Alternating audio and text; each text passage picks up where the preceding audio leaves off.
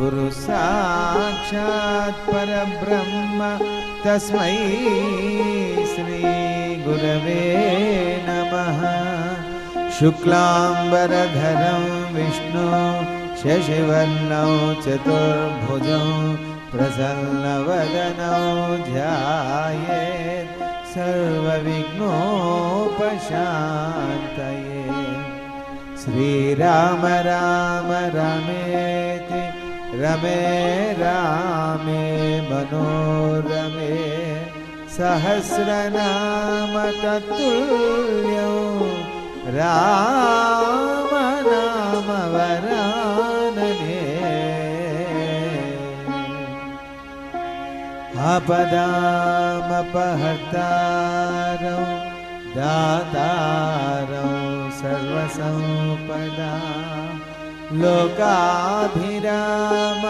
श्रीरामो भूयो भूयो नमाम्यहम्। हनुमानञ्जनासूनुः वायुपुत्रो महाबलः रामेष्टः फल्गुणशकः पिङ्गाक्षो अमितविक्रमः उदधिक्रमणश्चैव सीताशोकविनाशकः लक्ष्मणप्राणदाता च दशग्रीवश्च दर्पः। द्वादशैतानि नामानि कपीन्द्रस्य महात्मनः स्वापकाले पठे नित्यं यात्राकाले विशेषतः तस्य मृत्युभयो नास्ति सर्वत्र विजयी भवेत्।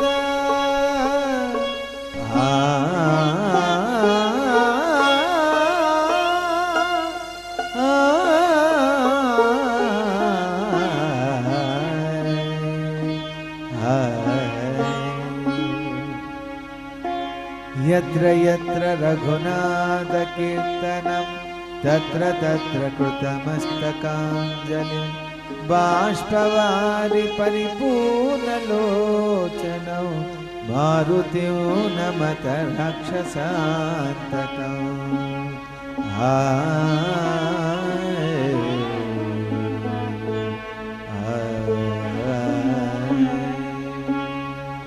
श्री हनुमान गुरुदेवुलो नायक पलिकिన సీతారామ కథ దే పలికిన సీతారామ కథ।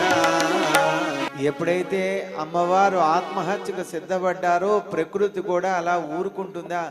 అనేక సూచనలు ఇచ్చింది. ముందరే ఇటువంటి పరిస్థితి వస్తుందని హనుమంతుల వారు వచ్చేసారు. ఆయన వచ్చిన తర్వాత మొట్టమొదటి మేలు ఏం జరిగింది? నోరు విప్పి రావణాసుడు హితవు చెప్పి హెచ్చరించింది. ఆ తర్వాత రాక్షసులకు వేడుకుంది. తర్వాత ఆ రాక్షసుల్లో త్రిజట స్వప్న వృత్తాంతంతో రాక్షసుల్లో పరివర్తన వచ్చింది. ఇన్ని మార్పులు వస్తున్నా తల్లి గమనించట్లేదు. ఆత్మహత్యకు సిద్ధపడుతుంటే ప్రకృతి కూడా సూచిస్తోంది, అమ్మా తొందరపడకండి, కొంత ఓపికతో ఉండండి, తమరికి మేలు జరుగుతుంది, మంచి కాలం వచ్చేసిందని చెప్తున్నా తల్లి మాయలోంచి బయటపడటంలా ఇంకా నీకు చిక్కేది లేదు, ఈ శరీరాన్ని వదిలిపెట్టాల్సిందే, రాముడి దగ్గరికి చేరాల్సిందే అని ఆ తల్లి తొందరపడుతోంది. ఆ శుభశకనాలు వచ్చినా విశ్వసించట్లేదు. ఏమిటి ఆ శుభశకనాలు అంటే, ఆడవాళ్ళకి ఎడమ భాగం అదిరితే మేలు జరగబోతోందని, అలాగే కుడి భాగం అదురుతుంటే హెచ్చరిస్తోంది ఏదో నీకు ప్రమాదం జరగబోతోందని. మంచి జరిగేటప్పుడు ఎదురు చూడాలి, చెడు జరిగేటప్పుడు ఓపికతోటి దాన్ని ఎదిరించాలి. అలాగా పురుషులకు కుడి భాగం అదురితే ఏదో మేలు జరుగుతుంది, ఎడమ భాగం అదురుతుంటే కీడు శంకిస్తుంది. ఓర్పు సహనంతో ఉండండి అని సూచన. అమ్మవారు ఆత్మహత్యా ప్రయత్నం చేస్తున్న సమయంలో ప్రకృతి కూడా సూచిస్తోంది, తొందరపడకండి, మేలు జరుగుతోంది, మేలు జరుగుతోంది, ఆత్మహత్య చేసుకోకండి, ఆపేసేయండి, రాముడి దగ్గరికి చేరగలుగుతున్నారు. ఇదిగో ఇప్పుడే త్రిజట స్వప్నంలో దర్శించింది, మీరు విన్నారు. ఆ పక్షి కూడా కూసింది, రామ గానాన్ని పాడింది, రాముడు రాబోతున్నాడని. అయినా నమ్మట్లేదా అని ప్రకృతి కూడా తోడై అమ్మవారిని రక్షించే ప్రయత్నం చేస్తోంది. కానీ మాయలో చిక్కుకున్న తల్లి ఆ మాయ మోసం చేస్తూ ఇంకా ఆత్మహత్య వైపే తల్లి దృష్టి మారుతోంది. ఏం జరుగుతుందో తెలుసుకుందాం. మీను కదపిన పద్మము ఓలే నీరజాక్షికి ఎడమ కన్నదరే, మీను కదపిన పద్మము ఓలే నీరజాక్షికి ఎడమ కన్నదరే, పురుషోత్తముని ప్రేమ కౌగిలిలో చుంబనలందిన ఎడమ భుజ మదరే, పురుషోత్తముని ప్రేమ కౌగిలిలో చుంబనలందిన ఎడమ భుజ మదరే, శ్రీ రఘురాముని అనురాగమున కలసి మెలసిన ఎడమ తొడ అదరే, శ్రీ రఘురాముని అనురాగమున కలసి మెలసిన ఎడమ తొడ అదరే, శుభ శకునోదయ కాంతులు విరిసే, శుభ శకునోదయ కాంతులు విరిసే, చిరునగవొలుకగా జానకి గాంచే. ఎప్పుడైతే ప్రకృతి అమ్మవారికి చెప్పిందో, అమ్మా తొందరపడకండి అంటే, ఓహో కాలమా, ఇక నీ మోసంలో చిక్కుకోలేను, ఈ కష్టాలు నేను భరించలేను, వదిలిపెట్టాల్సిందే, నా రాముడి దగ్గరికి వెంటనే చేరవలసిందే అని తల్లి ఆత్మహత్యకు సిద్ధపడుతుంటే, ఆ కష్టకాలం నుంచి తల్లిని ఎలా రక్షించాలి? తల్లికి కలిగినటువంటి కష్టాన్ని లోకంలో ఎవరు తీర్చలేరు, నా రాముడు తప్ప. నా రాముడా ఇక్కడ లేడు. పోని అమాంతంగా నేను చెట్టు మించి కిందకు దూకి అమ్మా తొందరపడకండి అని చెప్పబోతుంటే, నేను చెప్పేంత వరకు తల్లి ఉంటుందా? నేను దూకేటప్పటికి నన్ను చూసి భయంతో దూకితే, ముడి బిగుసుకుపోతే, ప్రాణాలు పోతే, నేనే చేతులారా తల్లిని చంపిన పాపినవుతా. పోనీ ఆలోచించే అంత సమయం లేదు. తల్లి దూకటానికి సిద్ధంగా ఉన్నది. ఏ క్షణంలోనైనా దూకిందా ముడి బిగుసుకుపోతుంది, ప్రాణం పోతుంది. ఈ కష్టం నుంచి రక్షించేటటువంటి శక్తి కేవలం ఒక్క శక్తే ఉన్నది, అది రామశక్తి. నా తల్లి కష్టాలు తీర్చే శక్తి లోకంలో రాముడికి తప్ప ఎవరికి లేదు. నా రాముడు ఇక్కడ లేడు కనుక ఆలస్యం చేయకుండా ఆ రామస్మరణ చేస్తాను. ఏ తల్లి రామస్మరణ చేసి ఎంతకాలం బతికిందో ఆ రామకథను పాడితే ఆ తల్లికి ఊరట కలుగుతుంది, మృత్యుదేవత తొలగిపోతుంది. మహాశక్తివంతమైనటువంటి వ్యర్థం కానిదటువంటిది సకల శుభాలు అందించే ఆ రామకథనే నేను ప్రయోగిస్తానని ఆ చెట్టు మించి క్షణకాలం కూడా వృధా చేయకుండా ఆ సంపూర్ణ రామకథనంతా పాడుతుంటే ఆ మృత్యుదేవత తొలగిపోయింది, వేసుకున్న ముడి విడిపోయింది. ఇది కళా నిజమా అని తల్లి హనుమంతుల వారిని చూసి ప్రాణాలతో బయటపడి స్పృహ తప్పి పడిపోయింది. సమయం దొరికినప్పుడు హనుమంతుల వారి కిందకి దిగి తల్లితోటి పలకరించడం ప్రారంభిస్తున్నాడు. రామకథ ఎన్నెన్ని కష్టాలకైనా ఉపశమనం రామకథ ఒకటే. ఎన్నెన్ని భయాలున్నా తొలగించే శక్తి రామకథకుంది. మృత్యు భయాల్ని పారద్రోలేటటువంటి శక్తి కూడా రామకథకుంది. ఎవరెవరు ఎన్నెన్నిసార్లు రామకథను వింటూ ఉంటారో వాళ్ళకి అంతంత మేలు జరుగుతుందనే ప్రమాణం ఇదే. అటువంటి గొప్ప రామకథను హనుమంతుల వారు పాడి తల్లి ప్రాణాలు ఏ రకంగా రక్షించారో తెలుసుకుందాం. శ్రీ హనుమాను గురుదేవులు నాయన పలికిన సీతారామ కథ నే పలికద సీతారామ కథ. సీతకెంత దురవస్థ గఠిల్లే నా తల్లి నెటుల ఊరడించవలే.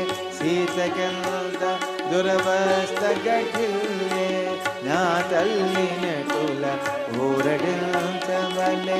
నన్ను నేనెటులా తెలుపుకోవలే, తల్లి నెటుల కాపాడుకోవలే. నన్ను నేనెటులా తెలుపుకోవలే, తల్లి నెటుల కాపాడుకోవలే. ఏ మాత్రమునే ఆలసించిన సీతామాత ప్రాణములుండున ఏ మాత్రమునే ఆలసించిన సీతామాత ప్రాణములుండున అని హనుమంతుడు శాఖల మాటున అని హనుమంతుడు శాఖల మాటున తహతహలాడుచు మెదల సాయను శ్రీ హనుమాను గురుదేవులు నాయద పలికిన సీతారామ కథ వే పలికద సీతారామ కథ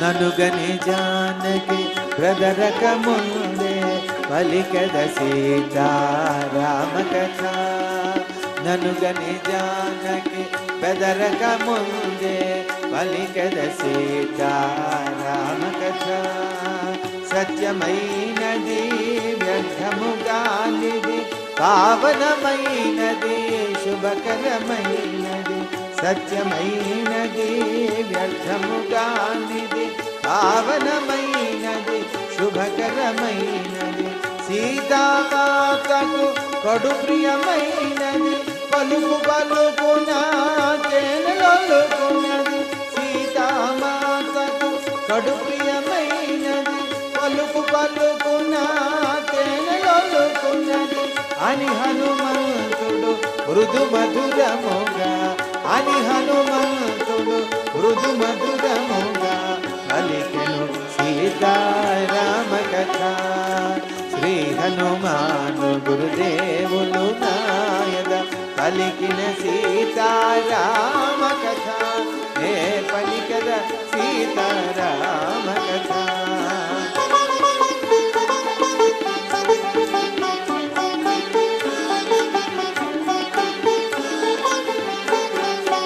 దశరథ విభుడు రాజోత్తముడు పుణ్యశీలుడు కీర్తిమంతుడు దశరథ విభుడు రాజోత్తముడు పుణ్యశీలుడు కీర్తిమంతుడు రాజక్షులలో ఉత్తమోత్తముడు యశముగొన్న ఇక్ష్వాకు వంశజుడు రాజక్షులలో ఉత్తమోత్తముడు యశముగొన్న ఇక్ష్వాకు వంశజుడు అయోధ్యాపురి రాజధానిగా కోసల రాజ్యము ఏలుచుండేగా అయోధ్యాపురి రాజధానిగా కోసల రాజ్యము ఏలుచుండేగా అని హనుమంతుడు మృదు మధురముగా అని హనుమంతుడు మృదు మధురముగా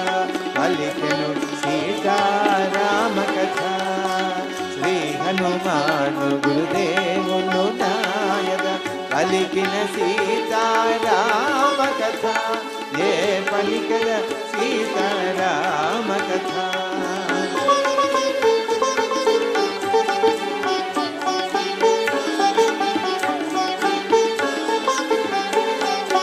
దశరథునకు కడు ప్రియమైన వాడు జ్యేష్ఠ కుమారుడు శ్రీ రఘురాముడు దశరథునకు కడు ప్రియమైన వాడు జ్యేష్ఠ కుమారుడు శ్రీ రఘురాముడు సత్యవంతుడు జ్ఞానశ్రేష్ఠుడు ధనుధరులలో అగ్రగణ్యుడు సత్యవంతుడు జ్ఞానశ్రేష్ఠుడు ధనుధరులలో అగ్రగణ్యుడు ధర్మరక్షకుడు శ్రితజన పాలుడు పితృవాక్య పరిపాలనశీలుడు ధర్మరక్షకుడు శ్రితజన పాలుడు పితృవాక్య పరిపాలనశీలుడు అని హనుమంతుడు మృదు మధురముగా అని హనుమంతుడు మృదు మధురముగా పలికెను సీతారామ కథ శ్రీ హనుమాను గురుదేవులు నాయక పలికిన సీతారామ కథ ఏ పలికద సీతారామ కథ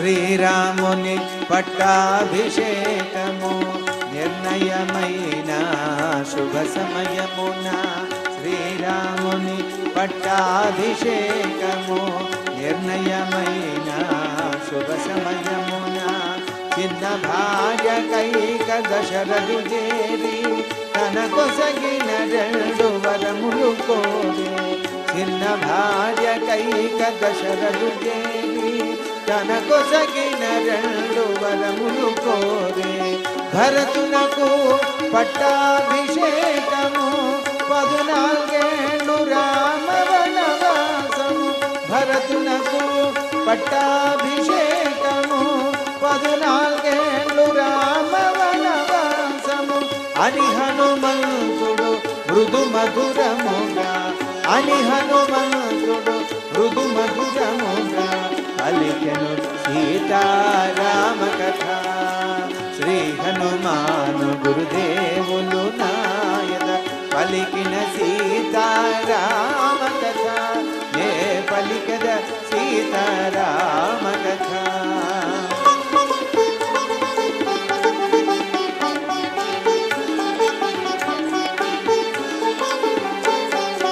తండ్రి మాట నిలుప రామచంద్రుడు వల్కలధారి అయి రాజ్యము వీడే తండ్రి మాట నిలుప రామచంద్రుడు వల్కలధారి అయి రాజ్యము వీడే సీతాలక్ష్మణులు తనతో రాగా 14 వనవాసమేగే సీతాలక్ష్మణులు తనతో రాగా 14 వనవాసమేగే కరదూషణాది 14 అసురుల జంపే జనస్థానమున కరదూషణాది 14 అసురుల జంపే జనస్థానమున అని హనుమంతుడు మృదు మధురముగా అని హనుమంతుడు మృదు మధురముగా పలికెను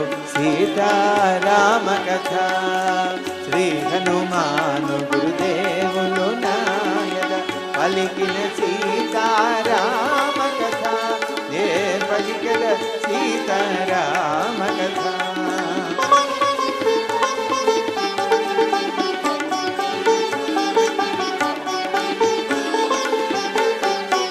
రాముడు వెడలే సీత కోర్కెపై మాయలేడిని కొనితే చుటకై రాముడు వెడలే సీత కోర్కెపై మాయలేడిని కొనితే చుటకై రామలక్ష్మణులు లేని సమయమున అపహరించే లంకేశుడు సీతను రామలక్ష్మణులు లేని సమయమున అపహరించే లంకేశుడు సీతను గానక రామచంద్రుడు అడవుల పాలై వెదకుచుండెను సీతను గానక రామచంద్రుడు అడవుల పాలై వెదకుచుండెను అని హనుమంతుడు మృదు మధురముగా అని హనుమంతుడు మృదు మధురముగా పలికెను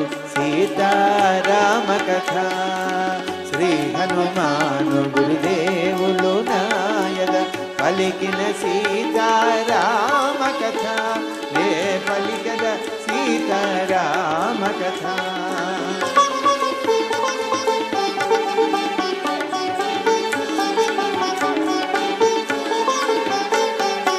రామ సుగ్రీవులు వనమున గలిసిరి మిత్రులైరి ప్రతిజ్ఞలమోదిరి రామ సుగ్రీవులు వనమున గలిసిరి మిత్రులైరి ప్రతిజ్ఞలమోదిరి శ్రీ రఘురాముడు వాలిని గూర్చెను సుగ్రీవుని కపిరాజుగా చేసెను శ్రీ రఘురాముడు వాలిని గూర్చెను సుగ్రీవుని కపిరాజుగా చేసెను కదల కపిసేన సుగ్రీవు నాన నలు దిశలు వెతకి సీతను కనుగొన కదల కపిసేన సుగ్రీవు నాన నలు దిశలు వెతకి అని హనుమంతుడు మృదు మధురముగా, అని హనుమంతుడు మృదు మధురముగా పలికెను సీతారామ కథ. శ్రీ హనుమాను గురుదేవులు నాయన పలికిన సీతారామ కథ, నే పలికెద సీతారామ కథ.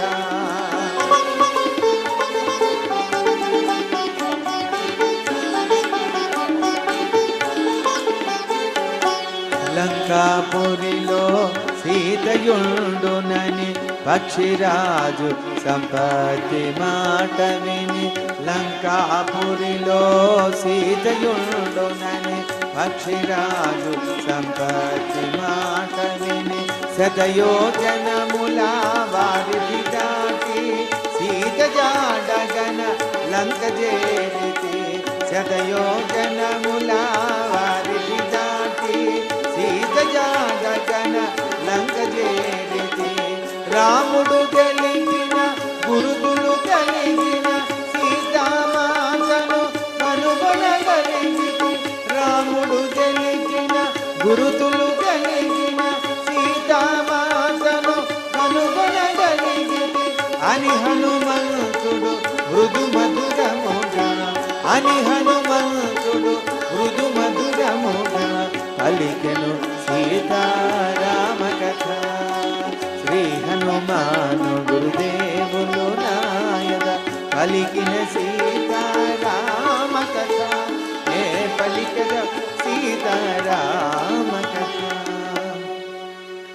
ఎప్పుడైతే హనుమంతుల వారు ఆ రామకథను ప్రయోగించాడో వెంటనే మృత్యుదేవత పారిపోయింది, వేసుకున్న ముడి విడిపోయింది. ఇది కళా నిజమా, రాక్షసమయమైన లంకానగరంలో నా రామస్మరణ ఎక్కడి నుంచి వినబడుతోంది అని ఆ తల్లి ఆతృతో అటు ఇటు చూసింది. ఎక్కడ ఎవరు కనపడలే. మెల్లిగా తలపైకెత్తి చూస్తే ఆ చెట్టు కొమ్మల మీద ఒక పసిపిల్లవాడి రూపంలో హనుమంతుల వారు జాలీగా చూస్తున్నట్టు చూసింది. ఇది కళా నిజమాన్ని మూర్చపోయింది తల్లి. ఎలా ఉన్నదంటే అక్కడ పరిస్థితి రేపు జరగబోయే కథాగణంలో తెలుసుకుందాం.